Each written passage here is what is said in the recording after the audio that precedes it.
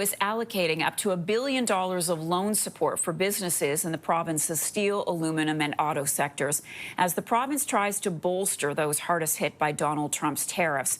Ontario's finance minister made the announcement at Queen's Park yesterday. He said the funds from the province's Protect Ontario financing program are specifically designed to address those by the tariffs only after they have exhausted all federal tariff support programs.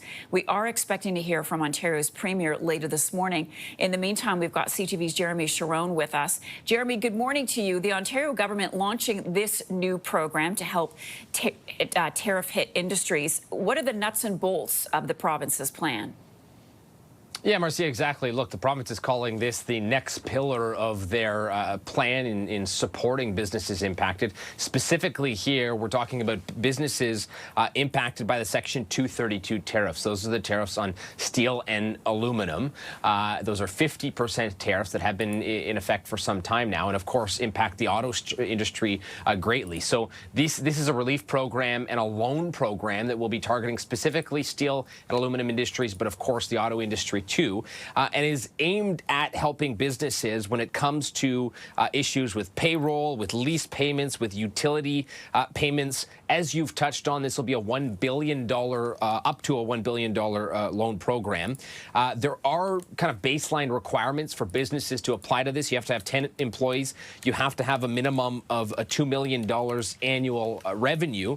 And the loans, the province says, could amount to anywhere between $250,000 to $40 million. And as you've touched on, the important kind of detail here is that this is aimed at going to businesses after they have exhausted all of the federal relief programs that already exist. This is kind of a final lifeline, if you will, Marcia.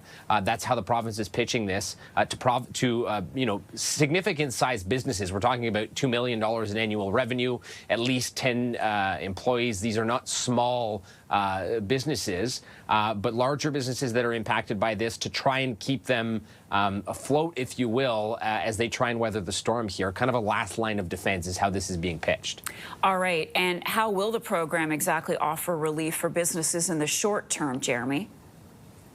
Well, that's exactly, the point here is targeting the short term, trying to allow businesses to weather the storm, because the longer this goes on, of course, the less sustainable this is going to be. As the federal government continues to work on an agreement, reaching a deal with the U.S. that could provide relief specifically for the hardest hit sectors like steel, the steel and aluminum industries, the auto sector, of course, impacted here as well. But the goal here is to provide exactly that short-term relief as businesses, many of them in these sectors right now are feeling the effects. And the idea here is that this is, short-term loans that can allow businesses to kind of make it until things get a little bit better.